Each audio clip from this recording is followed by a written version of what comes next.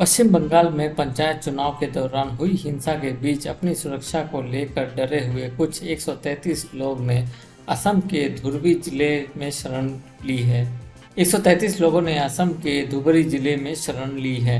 असम के मुख्यमंत्री हिमंत बिस्वा शर्मा ने पुष्टि की है कि राज्य सरकार ने उन्हें राहत शिविर में आश्रय, भोजन और चिकित्सा सहायता प्रदान की है।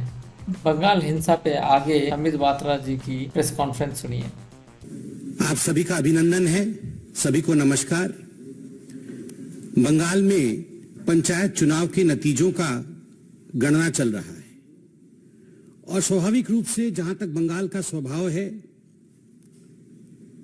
हम जानते हैं कि कहा जाता था कि what Bengal thinks today India thinks tomorrow. जिस भूमि से कभी वंदे मातरम के शब्द उपजे थे, आज बड़े दुख के साथ कहना पड़ रहा है कि आज उसी भूमि में थैंक्स टू टीएमसी जिस प्रकार की हिंसा हो रही है वो अपने आप में अप्रत्याशित है।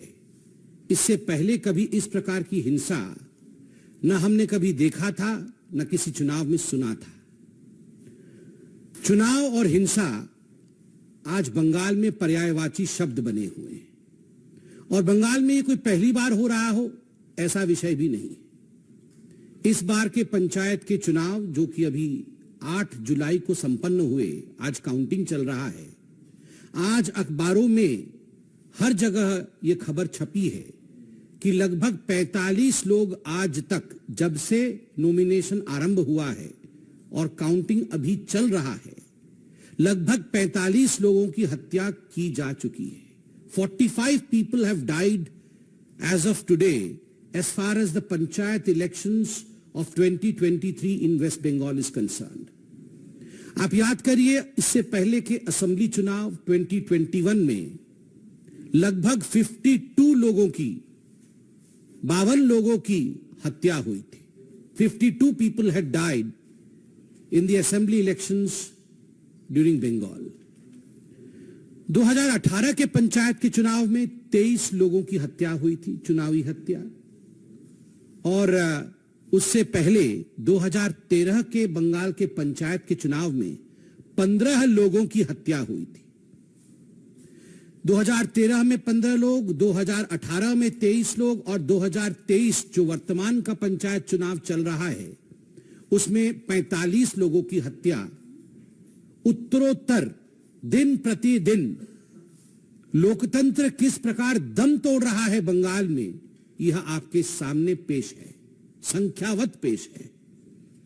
बंधुगण, केवल हत्याएं नहीं, आप अगर अखबार पढ़ेंगे तो जिन शब्दों का प्रयोग सर्वाधिक किया गया है बंगाल के पंचायत के चुनावों को लेकर, वो शब्द है फायरिंग, गोलीबारी, बॉम्बिंग, बमबारी, बोगस वोटिंग, रिगिंग, मतपेटियों का जलाना, मतपेटियों को फेंकना। कोई तालाब में फेंक रहा है मतपेटियों को, तो कोई वोट रिगिंग करके किस प्रकार से जीता जा सकता है, टीएमसी उस प्रयत्न में, उस यत्न में लगी है। जिस डेमोक्रेसी में, जिस लोकतंत्र में फायरिंग, बॉम्बिंग, हत्या, रिगिंग ऐसे शब्दों का प्रयोग होता है, उस लोकतंत्र का क्या वजूद है, आप जरा सोच के देखिए। बंधुगण, आप सभी जानते हैं कि जहां तक भारतीय जनता पार्टी का सवाल है, हमने लगभग 6000 पोलिंग बूथों पे रीपोलिंग का डिमांड किया था। इस कदर एक बायसनेस के साथ ये पोलिंग हुई है। आप सबने सुना था सुप्रीम कोर्ट और हाई कोर्ट ने क्या कहा था। सुप्रीम कोर्ट ने ताकीद किया था राज्य सरकार को कि आप सही तरीके से तटस्थ होकर केंद्रीय बल के साथ, सेंट्रल फोर्सेस के साथ चुनाव कराइए। सेंट्रल फोर्सेस तो गई, मगर डिप्लॉयमेंट जो सेंट्रल फोर्सेस के हुए उनका ठीक तरह से डिप्लॉयमेंट राज्य की सरकार ने नहीं किया। जो सेंसिटिव बूथ होती है उनकी संख्या छुपाई गई, सेंसिटिव बूथ का डाटा दिया नहीं गया। सेंट्रल फोर्सेस के होने के बावजूद 45 लोगों की हत्या, यह दिखाता है कि राज्य सरकार किस प्रकार से एक प्रायोजित रूप से इन हत्याओं को अंजाम दे रही थी। यह एक स्टेट स्पॉन्सर्ड मर्डर है। ये जितने लोग मारे गए हैं यह प्रायोजित है। This is not accidental. This is state-sponsored murder of democracy in West Bengal. और केवल राजनीतिक पार्टी ही स्पॉन्सर कर रही है ऐसा नहीं है। इंस्टीट्यूशनलाइजेशन, संस्थागत मर्डर है, अर्थात इसमें पुलिस प्रशासन से लेकर जो डिस्ट्रिक्ट अधिकारी होते हैं और जो प्रशासनिक अधिकारी होते हैं वो सब सम्मिलित हैं। एक तरह से सबके मिली भगत से ये स्टेट स्पॉन्सर्ड इंस्टीट्यूशनलाइज्ड मर्डर आज वेस्ट बंगाल में हो रहा है। आप सोच के देखिए, 21वीं शताब्दी में भारतवर्ष बैठा हुआ है। मैं भी सोशल मीडिया में हूं, आप भी सोशल मीडिया में हैं। आजकल कुछ छुपता नहीं। जब हम सोशल मीडिया और फेसबुक में देखते हैं एक के ऊपर एक लद करके डेड बॉडियों को ट्रक से या बस से उतारा जा रहा है और स्ट्रेचर्स में डाला जा रहा है, किसी के हाथ मुड़े हुए हैं, किसी के पांव मुड़े हुए हैं, और ये किसी एक्सीडेंट का सीन नहीं है, ये कोई दुर्घटना का दृश्य नहीं, ये मर्डर है, ब्लेटेंट मर्डर। दिन दहाड़े हत्या की गई है केवल इसलिए क्योंकि आप टीएमसी को वोट नहीं कर रहे।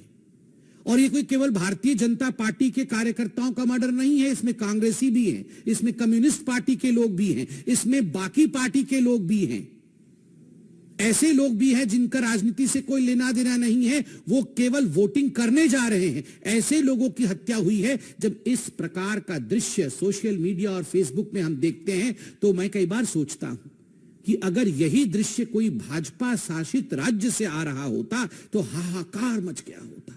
ये सारे नेता, ये जो हाथ पकड़ पकड़ के कभी बेंगलुरु में खड़े होते हैं तो कभी किसी और राज्य में खड़े होते हैं, महागठबंधन का दृश्य दिखाते हैं। कहां है वे सारे नेता? कहां है लालू प्रसाद यादव? कहां है नीतीश जी? कहां है वो मोहब्बत की दुकान खोलने वाले राहुल गांधी? कहां है ये सारे महागठबंधन के नेता? एक के मुंह से एक शब्द नहीं निकला है, एक शब्द नहीं निकला है। राहुल जी कहां है आपका? आपकी मोहब्बत की दुकान का कोई जिक्र नहीं है। आप तो पूरे हिंदुस्तान में मोहब्बत की दुकान खोलना चाहते थे। मैं बताता हूं राहुल जी, आप आज मोहब्बत की दुकान के विषय में बात इसलिए नहीं कर रहे हैं क्योंकि आपके आकांक्षाओं का मेगा मॉल खुला हुआ है। The mega mall of your ambition. You want to become the ruler of this country by hook or by crook. कैसे भी मैं सत्तासीन हो जाऊं, मैं सत्तारूढ़ हो जाऊं, और अगर हमारे लोग हत्या कर भी रहे हैं तो कोई बात नहीं है, वहां मोहब्बत की दुकान की आवश्यकता नहीं है। यह मोहब्बत की दुकान और मोहब्बत के दुकान की फरमान ये केवल उन्हीं जगह आवश्यक है जहां मोदी जी पे और भारतीय जनता पार्टी पे प्रहार किया जा सकता है। कोई बात नहीं अगर कांग्रेस का कार्यकर्ता भी टीएमसी के लोगों द्वारा उसकी हत्या कर दी जाए और कांग्रेस के नेता खुद बंगाल में कहे कि हमारे कार्यकर्ताओं की हत्या हुई है, उस पे भी राहुल गांधी और कांग्रेस के शीर्ष नेतृत्व की चुप्पी यह दर्शाता है कि इन लोगों का एम्बिशन कितना बड़ा है। यह लोग डेमोक्रेसी की हत्या होते हुए देख सकते हैं मगर अपने एम्बिशन की हत्या होते हुए, अपनी महत्वाकांक्षा को लुटते हुए नहीं देख सकते। मां, माटी और मानुष की बात करती थी ममता बनर्जी। मां आज बिलख रही है, रो रही है, माटी आज रक्त रंजित है, मानुष की आज हत्या हो चुकी है। और ममता जी माफ करिएगा अगर मैं कहूं कि निर्मम बंदोपाध्याय जी ये सब मूक दर्शक बन के देख रही है तो ये अतिशयोक्ति नहीं होगी। ये निर्ममता है, ये ममता नहीं है। ये डायमंड हार्बर मॉडल है। डायमंड हार्बर जहां से अभिषेक बनर्जी लड़ते हैं, उनकी कॉन्स्टिट्यूएंसी है भाईपुओं की, और जिस प्रकार से वहां दादागिरी की राजनीति चल रही है, वहां counting agent Bharatiya Janata party और दूसरे पार्टी के काउंटिंग एजेंटों को छोड़ा तक नहीं जा रहा है। ये चारों ओर बंगाल में ये चल रहा है। काउंटिंग एजेंट अगर टीएमसी का नहीं है तो 2 किलोमीटर पहले उसे रोका जाता है।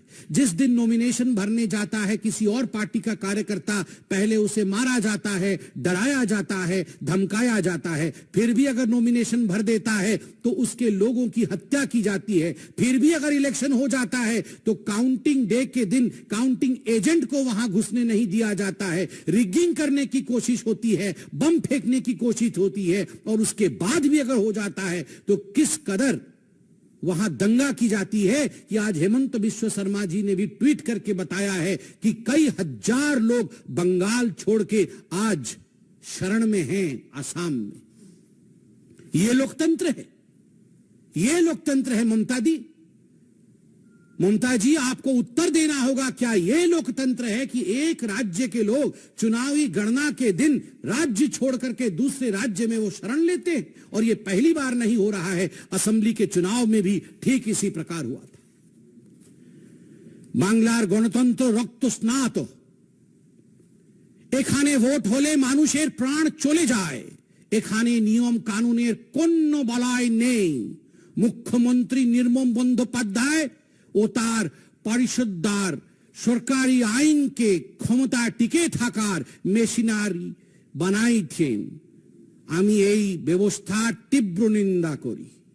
भारतीय जनता पार्टी इस पूरे व्यवस्था की, जिस प्रकार से हिंसा हो रही है, जिस प्रकार से लोकतंत्र की हत्या हो रही है, उसकी तीव्र निंदा करती है।